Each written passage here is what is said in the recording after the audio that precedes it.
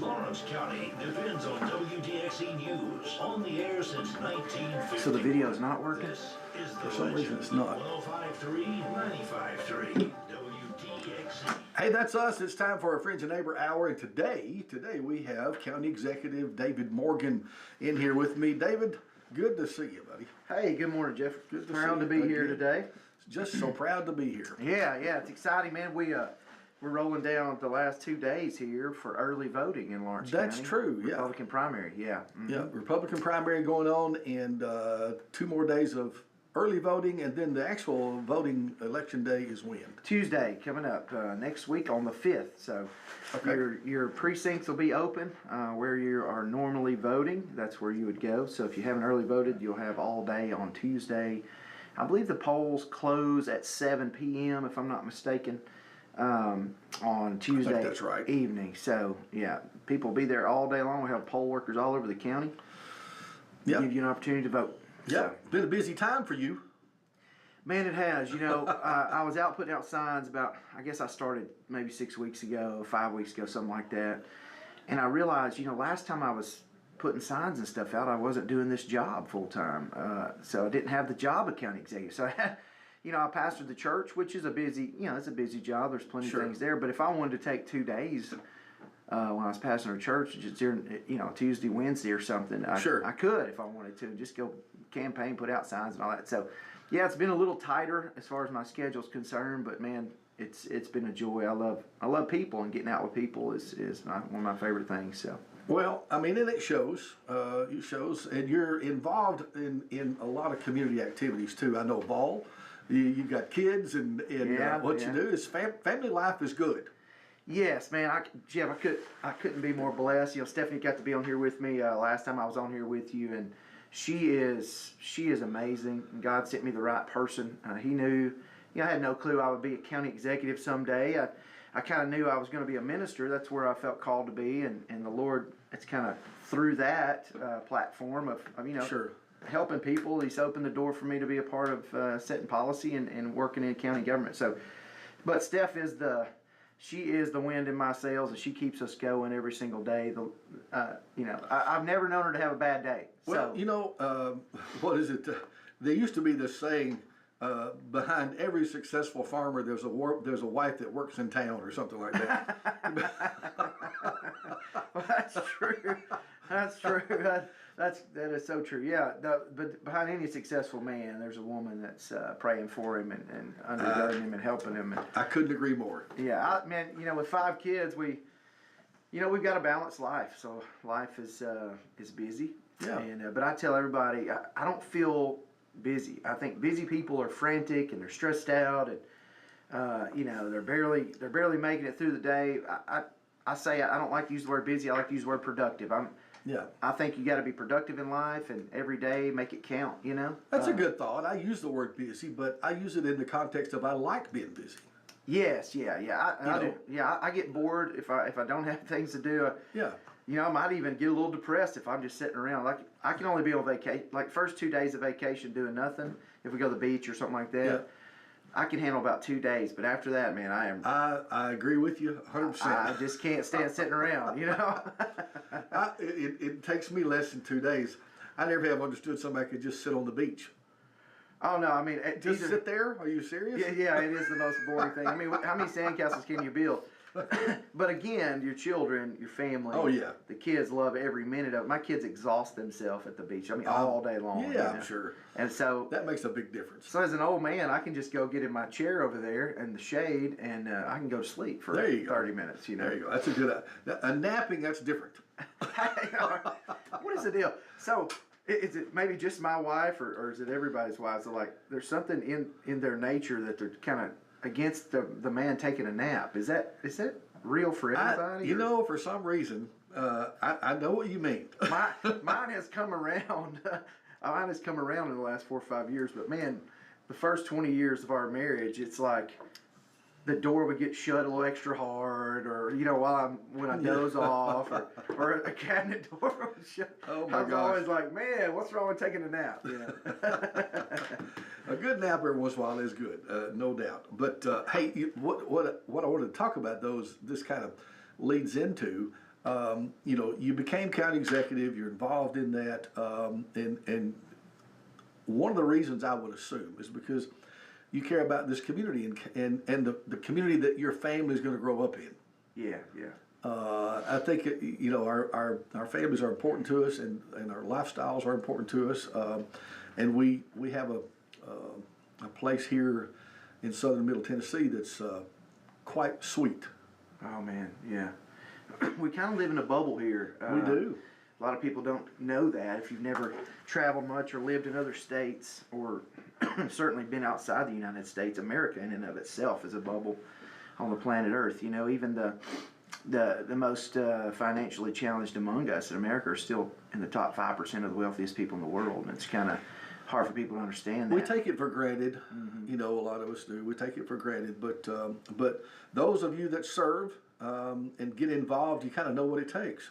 Yeah, yeah, and it does. It takes everybody, man. You know, one of the joys I've had of working in county government is being able to work and partner with the county commissioners. You know, you got 18 different people from different districts in the county, and you know, being able to work alongside of them to get things done, it's been great.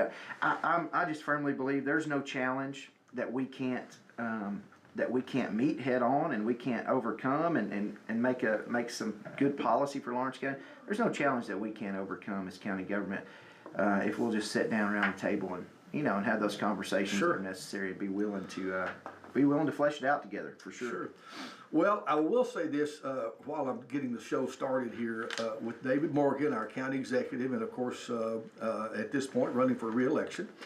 And the campaign is in full swing, I guess. Full swing, yes, sir. We're here on the Friends and Neighbors Hour, and for some reason the camera is not working.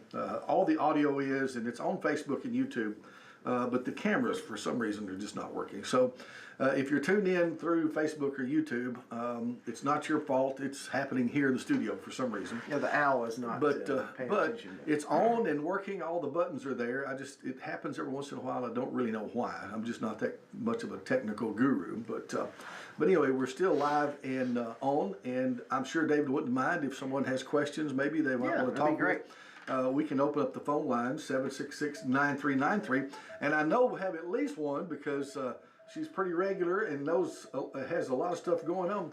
Hey there, you want to talk to David? Yes, one of the things I wish he would cover after I hang up are what exactly is he over?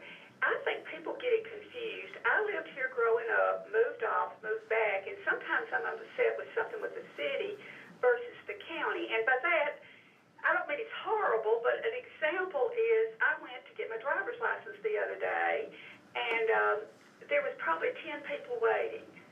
And the people wouldn't have time to even answer the phone. They were excellent. That helped me. But just that, and I was almost irritated because I didn't know who to be irritated with. But positive level, and this is good for him, I was talking to Kathy Neacassess, who used to be she's still a county historian, but I called her about things, and she kind of let me know that my issue had to do with the city, not the county.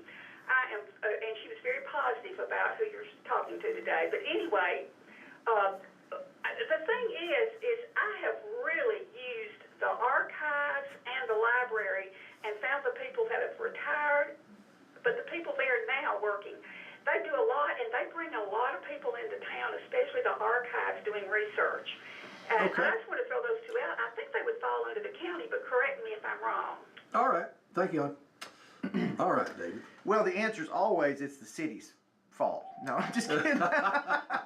As the county mayor, we, of course, we all go back and forth between the county and the city. But yes, there are very distinct lines, and you're right. The library and the archives are departments in the county government, and they actually aren't elected positions, so they fall underneath the oversight and purview of the county executive's office, as does maintenance for the county, as does the EMS service, as does solid waste, and I could go on and on down the list of various ones, election office, budget office, various ones. So I have 11 different department heads that directly report to me, and 9 of those directly report to me. I have oversight of 2 more departments that either are grant funded or state funded, but we are the fiscal agent for them. So well, we may talk about each of those individually a little Yeah. bit. We got another phone call. Someone wants to talk. Yep. Hey, good morning. You're on with us.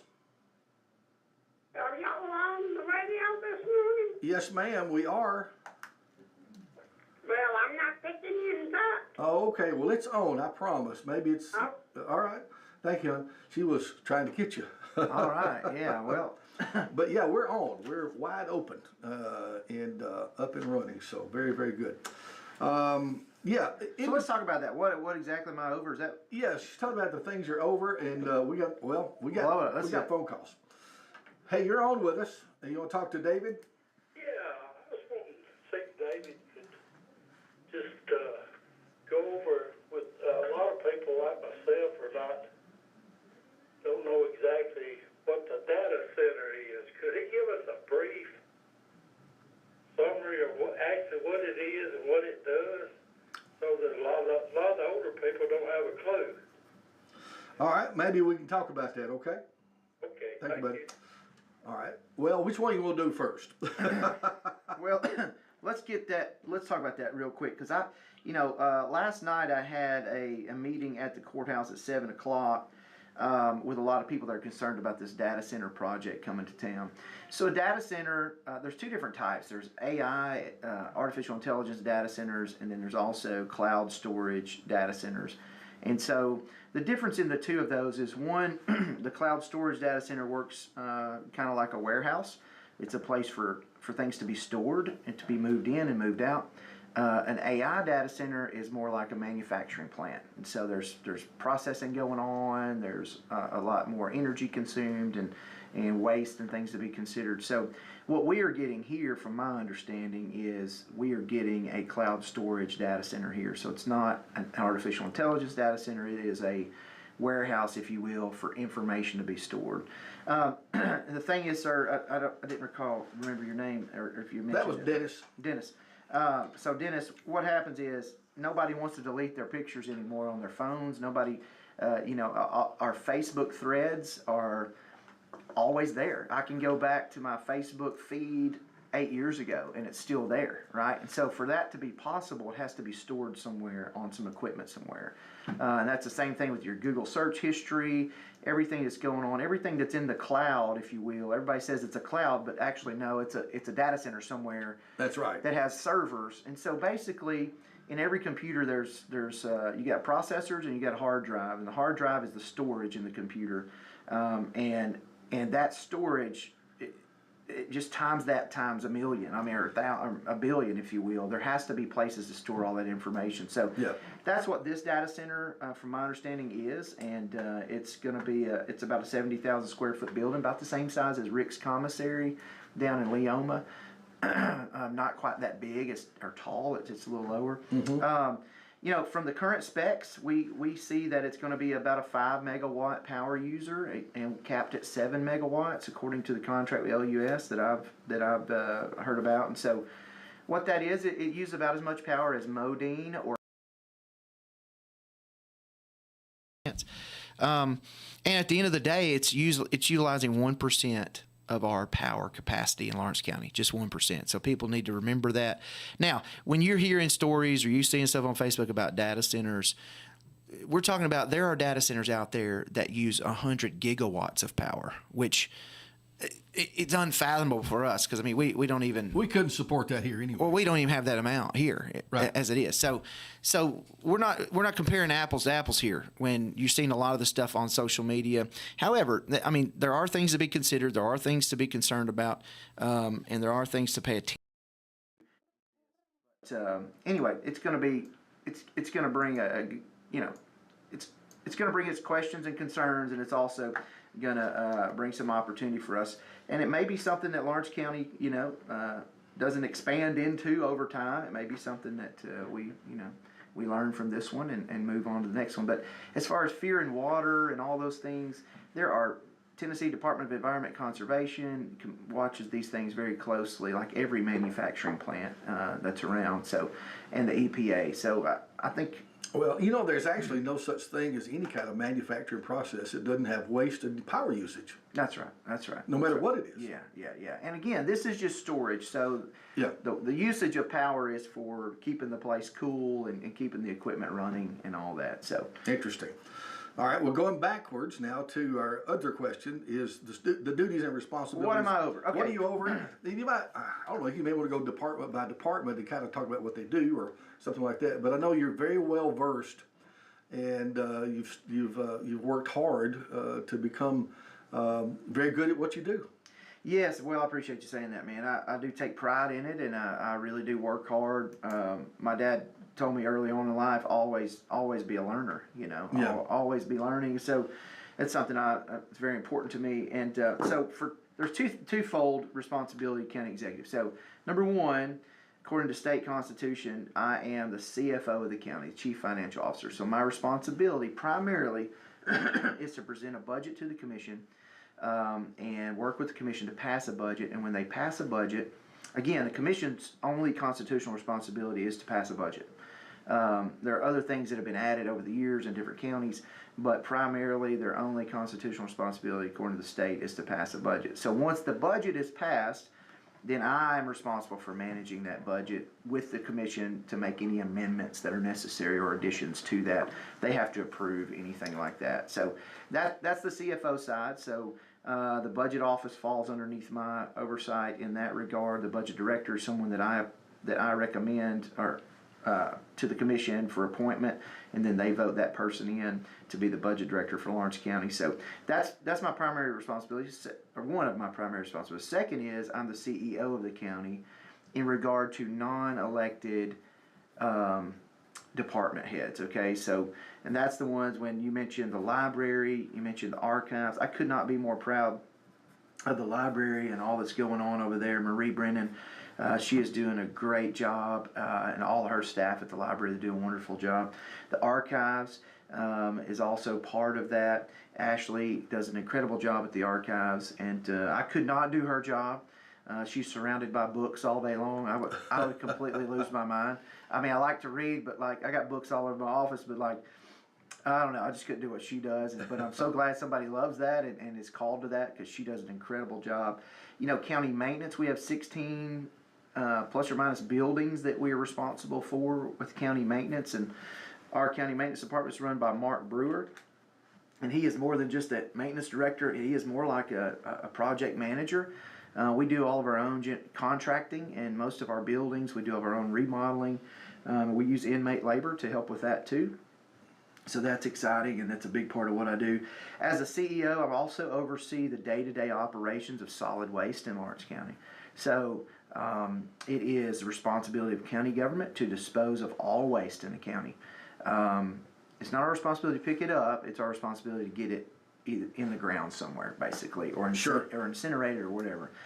So we contract with a company out of Northeast Mississippi, Waste Connections, and they truck our garbage down there and put it in a humongous landfill. So I'm over that as well, the oversight of that. And then also your ambulance service, EMS, that's under my purview as well. And that, that is something that is vital to all of us. And one of the things I'm very proud of we've been able to do is been able to give them considerable raises over the last 4 years to get them to more of a competitive place where we are typically fully staffed. Sometimes we'll be down a person here or there, and we've been able to add a 5th ambulance to Lawrence County, which when I came in, Jeff, we according to state recommended minimums, we were not meeting that. And so that means every 10,000 residents, you should have an ambulance full-time operation. So we had 4 ambulances, and we had, our county is a county of 47,000 people. So now we have 5, so we're a little bit ahead of the game on that, and I'm proud of those people, proud of our teams and our crews over there. And, they do a lot. They see a lot. They sure do. They experience a lot, and a lot of them are very young, and they just need our thoughts and prayers too. I want to say that, because there's some tough days for them, and no doubt, saving lives is a big deal. The list goes on and on and on of other things, that I'm directly responsible for or in oversight of, but I enjoy what I do. I enjoy being a part of the story. The Veterans Office, the Veterans Affairs Officer, he falls under my purview. The Election Office. Indirectly, I'm responsible for the Health Department as well, and then also the Lawrence County Substance Abuse Prevention Coalition. I sign timesheets and their, my name's on their check as well. So, but all of their positions are grant funded, so it's a good thing. But when state money comes downhill, county government is responsible for managing those grants, and so that's something we do as well in my offices. So, anyway, a lot going on at the county executive office. There is, yeah. no doubt about it. Well, let me ask you this: while you were kind of going through some of the list there, what has been during your time as county executive? What has been some of the greatest challenges that you faced? What do you think some of the greatest challenges were, and maybe still are? Yeah, I think, when I came in, we were kind of hit, boom, right when I came in with EMS situation, shortage of staff. We only had 4 ambulances, but oftentimes we weren't even able to fully staff 4. And most of the time we were running 3.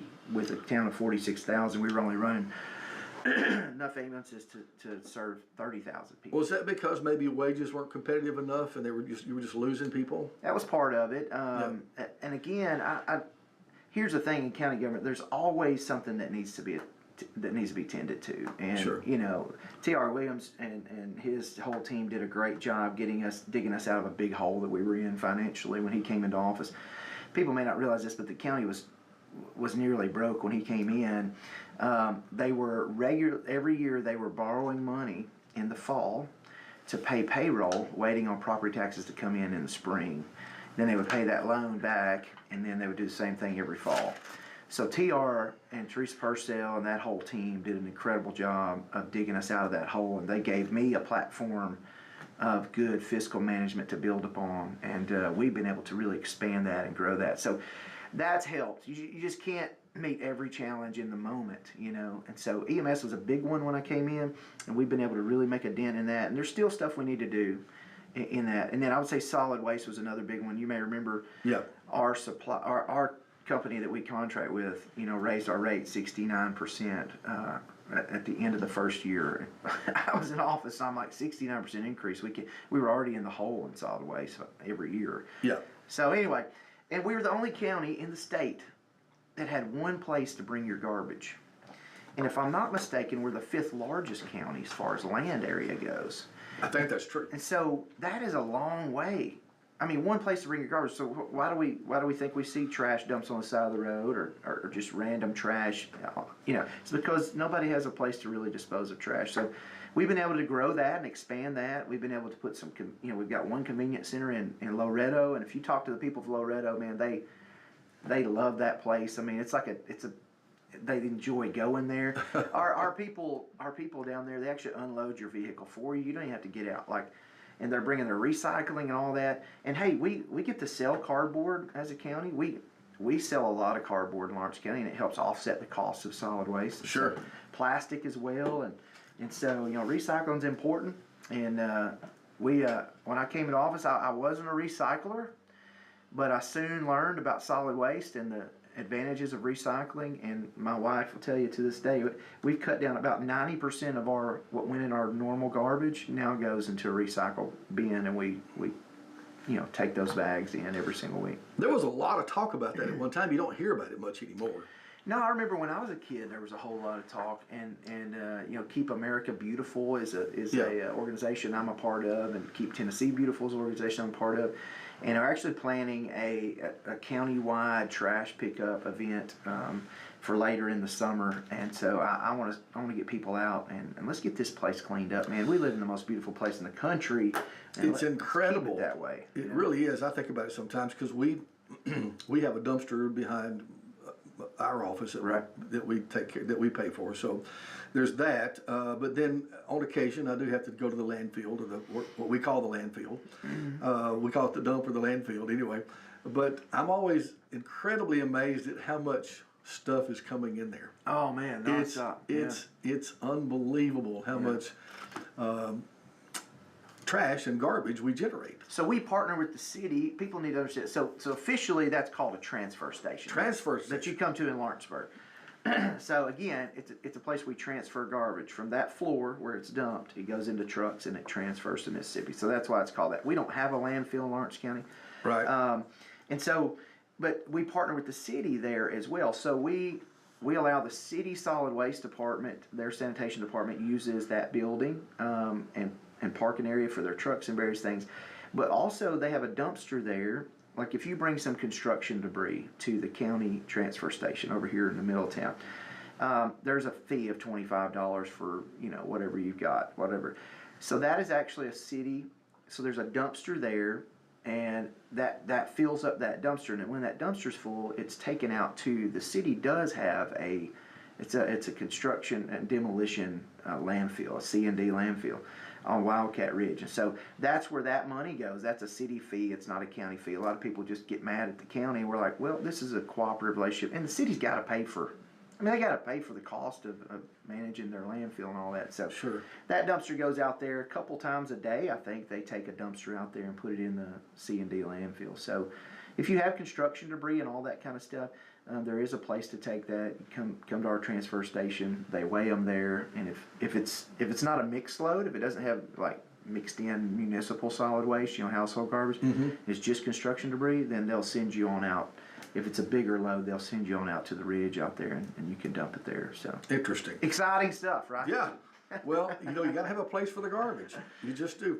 I'm amazed at just how much our household generates. It's unreal. Well, we've got pigs now, so we don't have as much trash as we used to have as far as anything biodegradable. So Yeah, biodegradable stuff goes to the pigs. Pearl is handling business with that for sure, and she loves it. She gets excited. Well, the challenges that you faced, coming into the office were one thing, but now you've had some experience. You've learned a lot, and what do you see? What do you see for the next go around?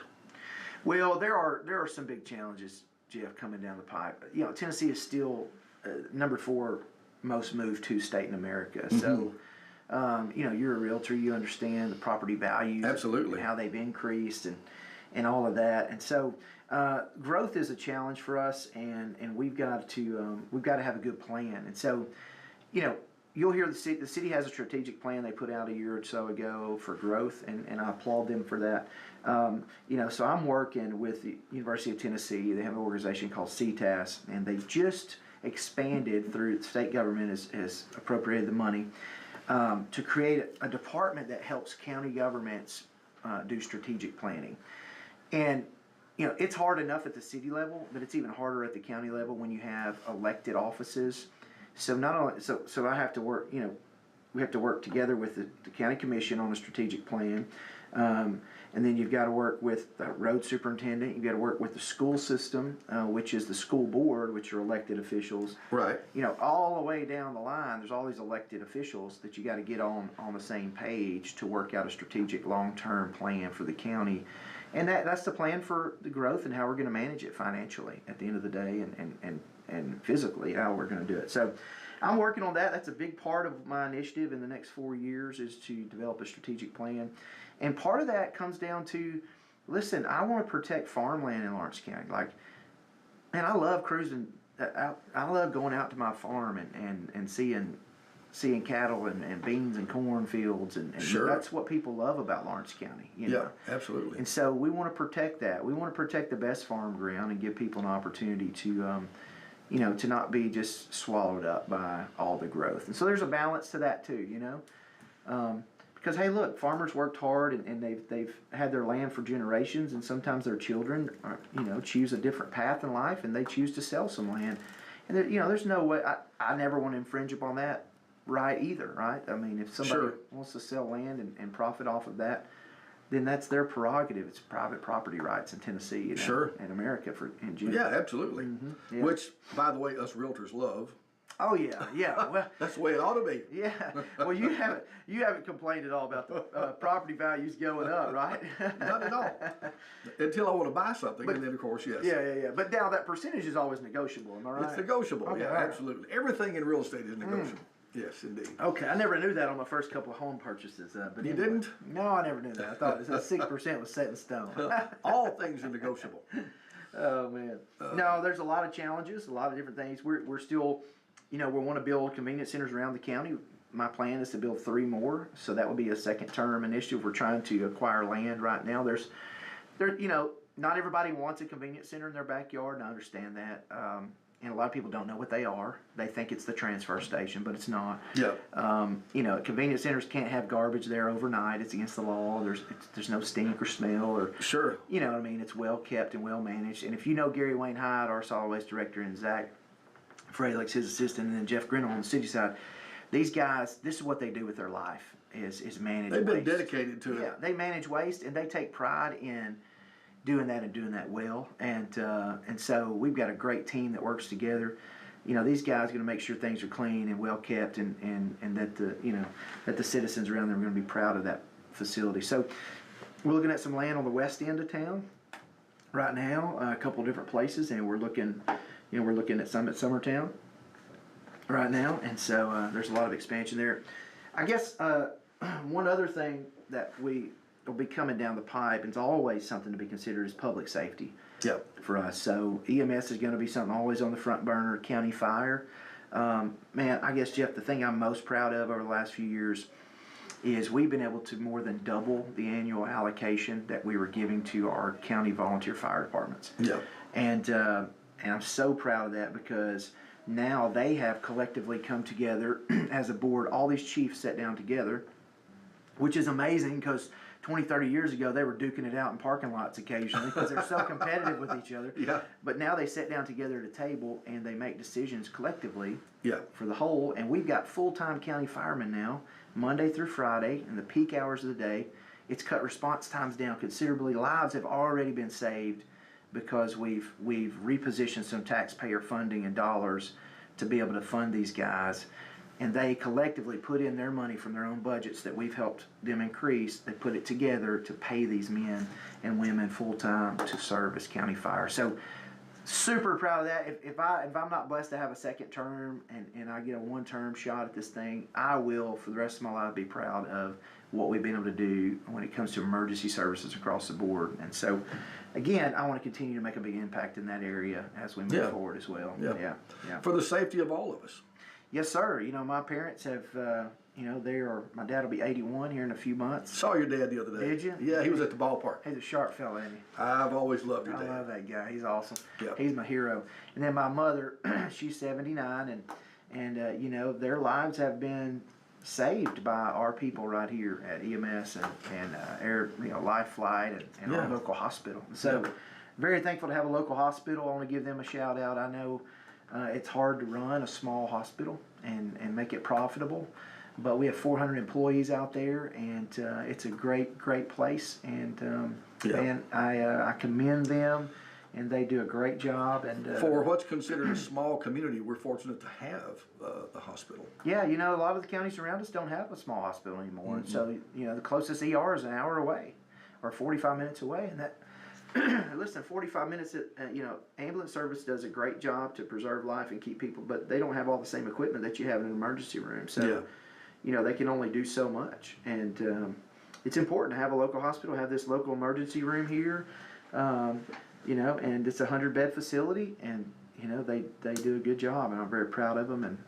And I hope that we can help them as well as the years go on. Yep. Do you see any... department expansion needs? They're always going to want to expand. Is there anything on the horizon there that's going to require a lot of deep thinking?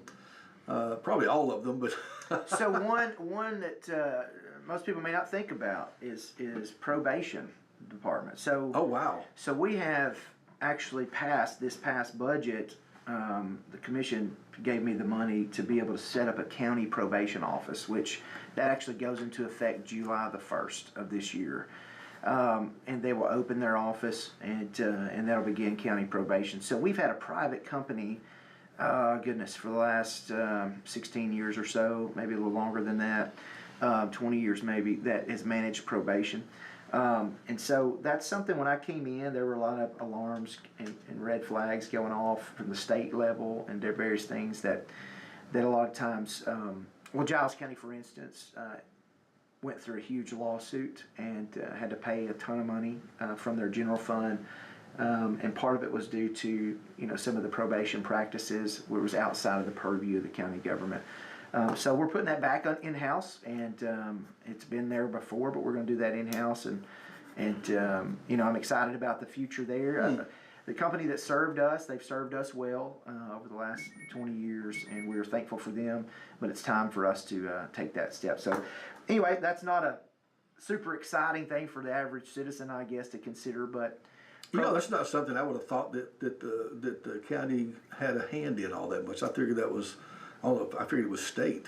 Well, there's state probation, but we're talking about misdemeanor probation. So we're talking about circuit court. Okay. And Jeff, that's important because that's before they become felons, before they kind of stay in that rat wheel of poor decisions, right? Sure. Let's catch them early, and let's give them an option to be able to go to probation. And probation is oversight, right? And so they have to go to like substance abuse classes and meetings, and there's accountability for them, maybe educating themselves on the dangers of these kind of decisions.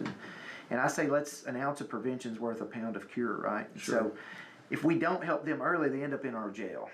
Yeah. And then that costs us a considerable amount of money a year to take care of that person. And I'd rather see them get the help they need for whatever mental health struggles they have or substance abuse issues they may have, or whatever it is that triggers, drug usage or whatever's going on in their life. So excited about that. Judge Harris, man, excited to work with him and all the rest of our judges in that. And, Tammy Hardy is our Lawrence County Probation Director.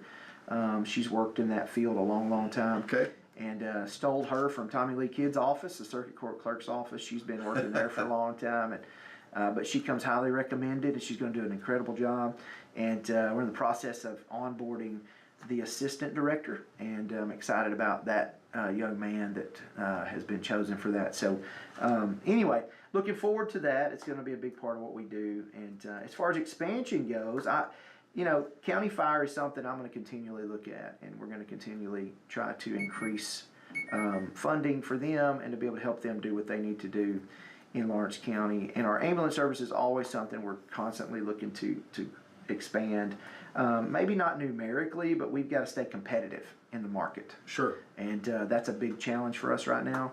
And so those two are big focuses for me. And keeping the sheriff funded with what he needs to do what he does, and unfortunately he's on the end of the law when people are breaking the law. He's got to be there. So any dollar we spend prior to that moment is well spent. An ounce of prevention, again, is worth a pound of cure. So, but he's got to have the tools he needs to, and we've been able to really do some good things in the sheriff's department over the last 4 years as well. So good, very good.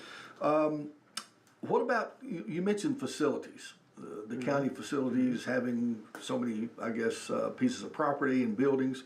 You mentioned the maintenance. Do you see any facilities needs that need to be met? So our primary ticket is, what we spend the most money on in county government is education and school system. So yeah, the school system paid last year for a study to be done about growth and growth management.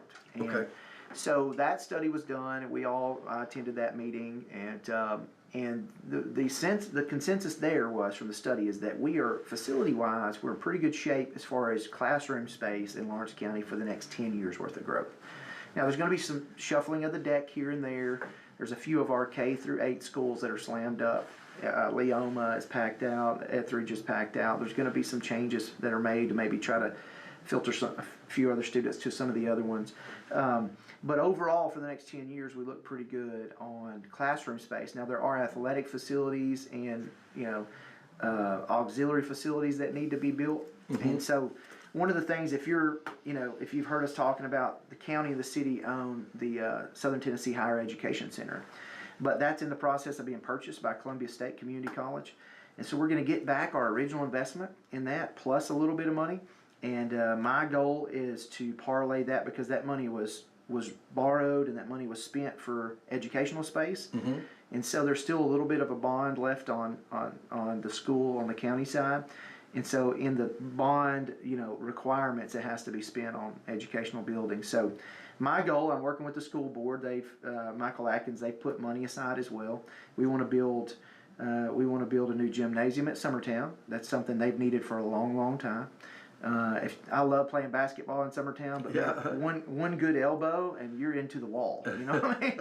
And so that's something they've needed for a long time. Summertown is our fastest growing area of the county, and so student population's increasing up there. Building a gym at Summertown is on the horizon, in my opinion, and my goal. Of course, I got to get the buy-in of the commission.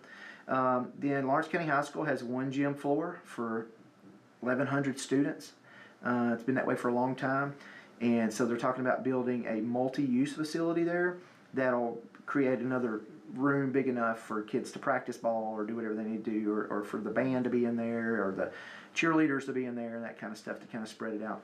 I remember when I was in high school, that gym was full. There's people everywhere, and coaches trying to coach down there on the court, and they're, baseball would be up in the top. Now they've got some facilities, which is great. But anyway, and they were talking about doing some things at Loretta High School as well. I believe they need some more things done down there. So again, we leave a lot of those decisions. Those decisions are up to the school board and the school system. What they need, they come and tell us what they need and what help they need.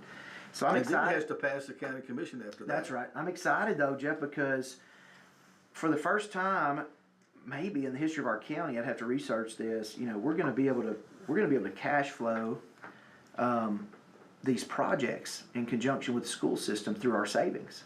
Okay. And not borrow money to build several million, considerable multi-million-dollar projects here. So I'm excited about that. We've got the ability to do that because we're fiscally stable and strong, and part of that is we've managed our budgets well over the last 4 years, and even my predecessor did well, and so we're in a place of strength right now, and that's great. And we've got the highest rainy day fund we've ever had in Lawrence County history, and Explain the rainy day fund. Yeah, it's a savings account. Everybody should have one. Sure, right? we should. Everybody should have one. You should have 3 to 6 months of expenses in savings. And the county government, our budget, just in our 101 budget, is about $26 million a year.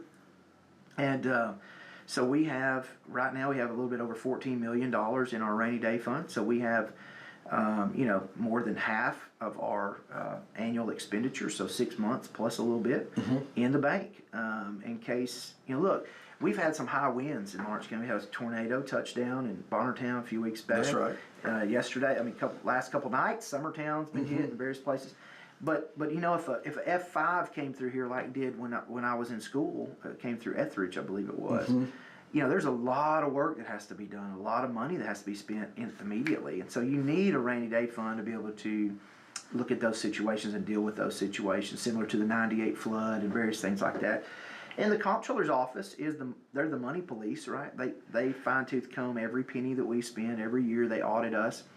And they require that you have at least 16% of your annual budget in fund balance, which is your savings account. Sure. But healthy counties have at least 50% or more, and we're above that. And so I'm excited about that. But we can take, we can choose to utilize some of that money for capital projects for the school system as well. And man, I'm fired up about it. I'm excited about it. And we were able to do a huge project at Summertown over the last 4 years too. Their whole football stadium and all of that. Summertown doesn't have it. There's no city there. There's no incorporated city. That's right. And so they solely rely upon the county to help fund what they do. So proud to be a part of that. Yeah. We'll take another call, maybe? Yeah, cool. Hey, good morning. You're back on with David. Can the county lend to the city or any city in the county? And I'd like to comment on that, because if they can, then maybe the county could lend the city the money to help Springer Road, and 7th Street's got a big hole in it right now. Just wanted to throw that out. I just was curious how that worked. Okay, I don't think that'll work, but no, in my experience, I haven't seen that happen. So I don't think that is something the county and city, the county can do for the city. The city does have its own its own borrowing power and caps, and they can do bonds and things just like we can. Good thing about government is we can get bonds, which have the very low interest rates. We have some bonds on our books right now that are in the process of being paid off that are 1.8%, 2% interest. Yes. Well, that's less than the growth rate of money right now. So Sure. we've got our rainy day fund's growing, and we Kylie Weathers, our county trustee, he invests that money and a certain percentage of that money, and it's growing more than some of our debts are costing us, and so we've got a net increase there in funds that are coming in. But yeah, I understand the struggle of Springer Road. A lot of people ask that question. Well, what about Springer Road? It's in Lawrence County, but there are clear lines of delineation between city streets and county roads, and there's also state roads in this county that have to be It's so I know it's all Lawrence County, but there are some pretty cool lines. All right, maybe there's someone else that wants to talk to us here. Let's see.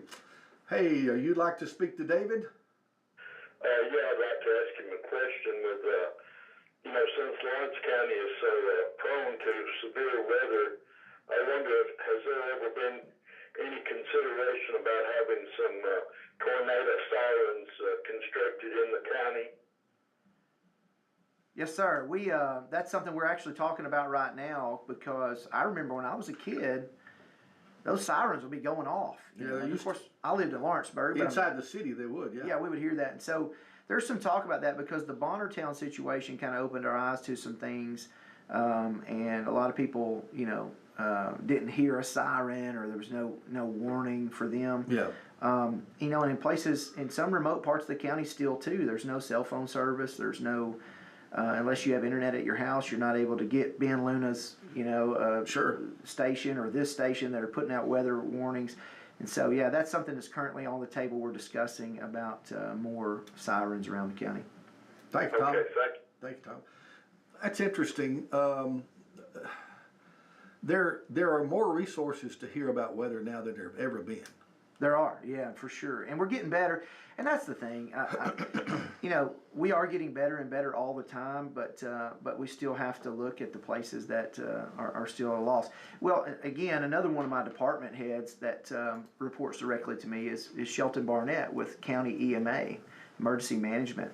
Right. And this is something he has been talking to me about, and we've been discussing in the post Bonnertown situation. And also with our county fire director, Tyler McDowell,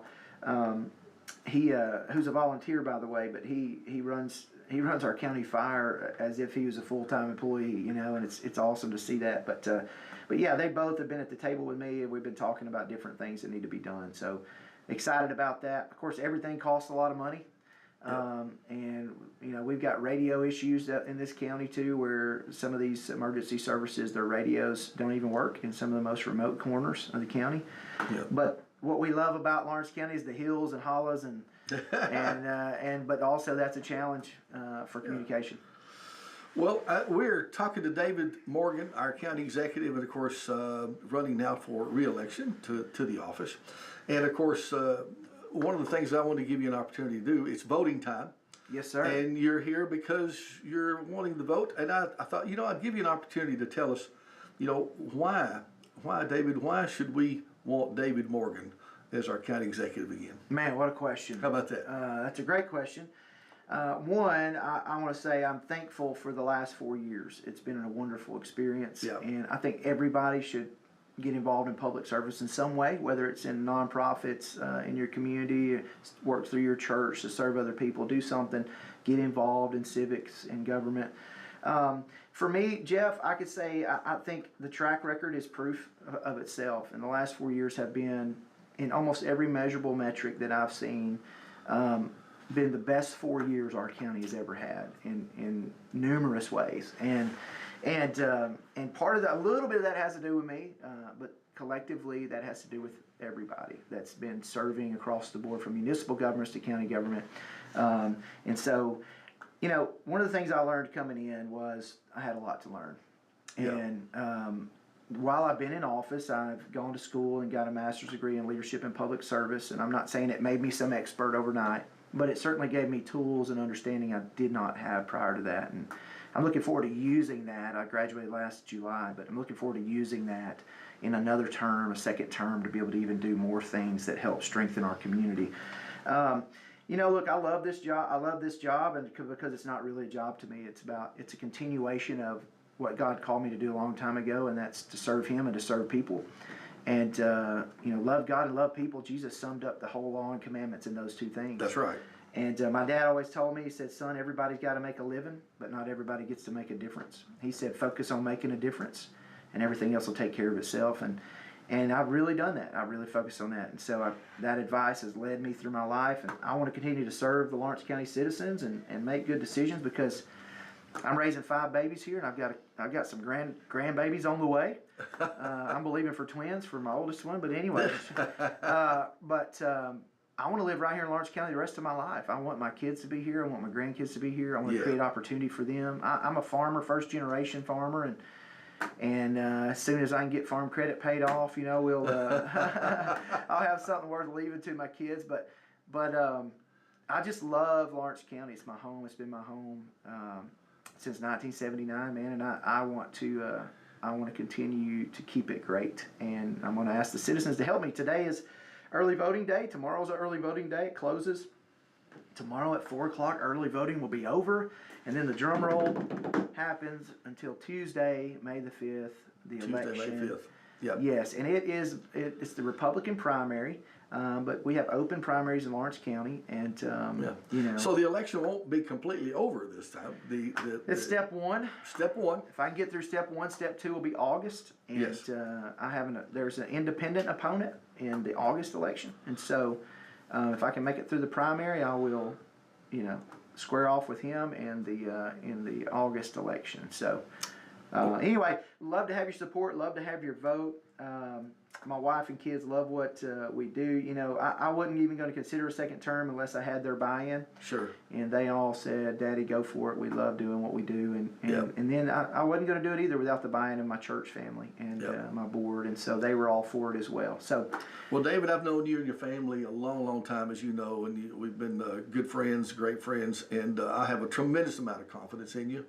I really, really do. Appreciate that. And I know that you'll continue to do a fine job as county executive. And I know you were just here to ask for the votes of the people of Lawrence County. Yes, sir. It's in private, when I have my own business, I could determine a lot about my future.